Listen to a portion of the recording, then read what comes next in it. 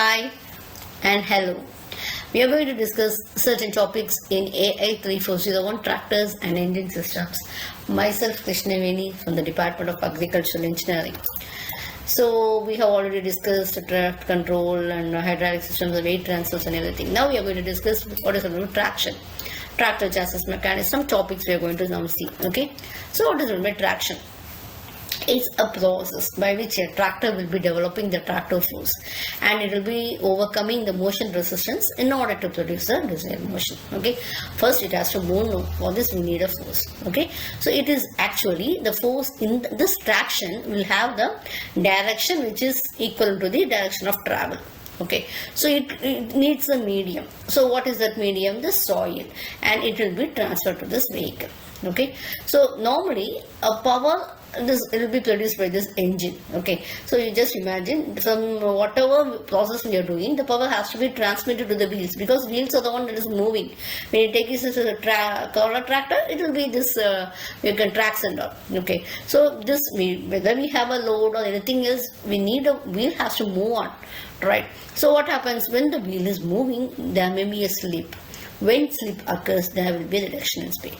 Okay, so the slippage may also occur when the load is increased beyond a certain limit. So we are going to see now. The traction has to be increased. Okay, because it is used, it will be reducing the slippage. How we can do it? You can using rubber tires with grooves. You can have a tire chains. Okay, you can using rivet threads on track links, and you can have some putting lugs or cleats or grouses on the wheel rim. So you can see the surface is somewhat really rough and tough. Okay, so that it is producing the required traction. So what we call it as a tractor force. Normally, the force developed on the tractor interface by the traction device is, we call it as the tractor force. Okay, so this will be a result of the applied torque on the power source. So that's called as a tractor force. And coefficient of traction is, it will be the ratio of the total force output of the traction device in the direction of travel to the dynamic weight on the traction device. Okay, so rolling resistance means it's the force required in the direction of travel to overcome the resistance of motion. So these are the basic definitions which you need to understand before we are moving on to the necessary topic. I said, what is traction efficiency? How it is actually? We are converting the axle input power into output power. That is, we call it as output power divided by input power into 100. Okay, so it will be that we have several factors. What are the factors which will affect the efficiency? We have steering efficiency effect. Okay, that's not low as a steering. It can be the slip, it can be the friction, and some variations or deflections on the traction device and rolling systems. This will result in the reduction in your tractor efficiency. Okay, so next we have it as a coefficient of rolling resistance. It is a ratio between the rolling resistance and the dynamic weight. So what is actually sinkage? Normally when you can see what we call it as in Tamil or Tadam, you can see, isn't it?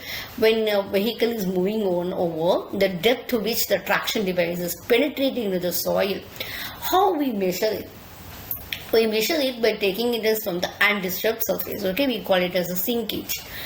Next, we have it as a motion resistance. So, any force imposing the resistance against the desired motion, we call it as a motion resistance. Okay.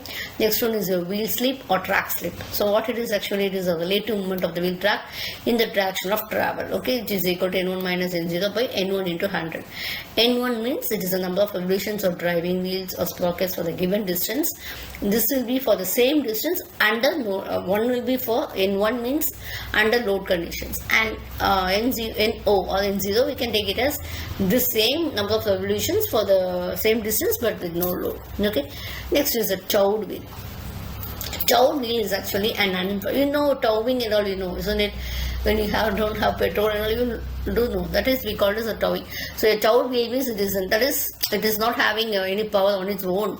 So a towed wheel will be an unpowered wheel, and axle torque is being considered to be 0. Okay, so normally a towed force of a towed pneumatic tires will be depending upon the load size and also the inflation pressures, and it also varies with the soil strength. So we have the formulas Tf by W is equal to 1.2 by Cn breast. Ft is the towed force of the wheel and W is the dynamic wheel loads, everything. What is actually ballasting?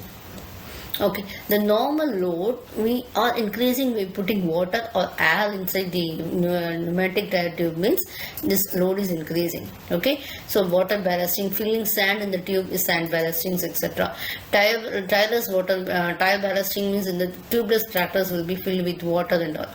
Okay, it can be also used for lowering the center of gravity and all. So this is very essential. Okay, what are the functions of tire?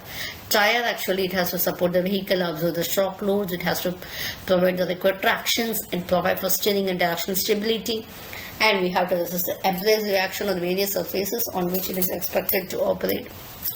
Thank you.